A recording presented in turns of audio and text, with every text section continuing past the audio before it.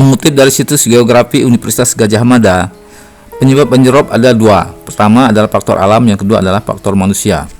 Sedangkan faktor manusia disebabkan oleh antara lain pemompaan air tanah yang berlebihan, pengerukan alur pelayaran, reklamasi pantai. Yang keempat, eksploitasi lahan pesisir yang menyebabkan penurunan muka air tanah sehingga memicu amblasnya permukaan tanah dan intrusi air laut.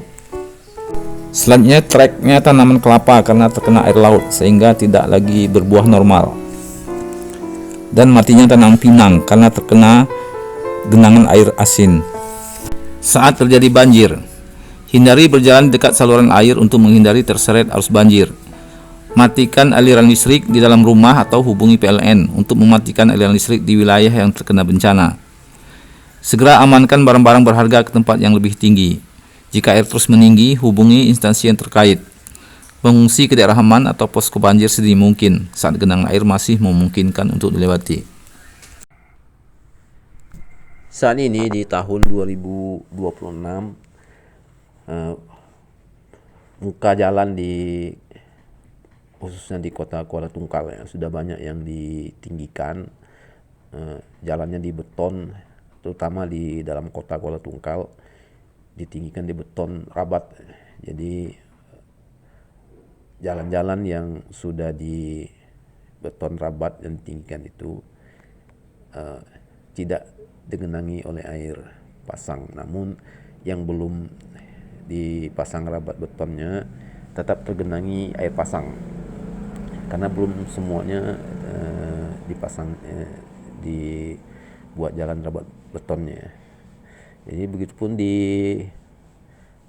jalan 2 jalur di Parit Gompong ini sekarang sudah di beton, sudah ditinggikan, diaspal lagi, sehingga sebagian yang sudah ditinggikan tidak tergenang pasang, tapi yang belum ditinggikan tetap tergenang air pasang.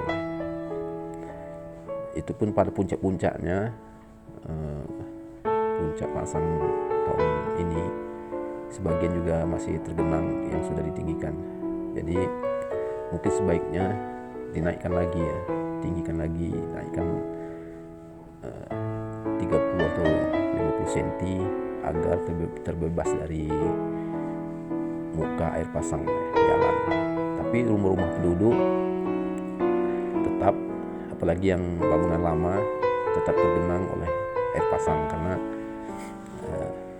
pasangnya kalau diperhatikan cenderung makin meninggi ya. Mungkin ini pengaruh perubahan iklim sehingga naiknya permukaan air laut atau turunnya permukaan tanah.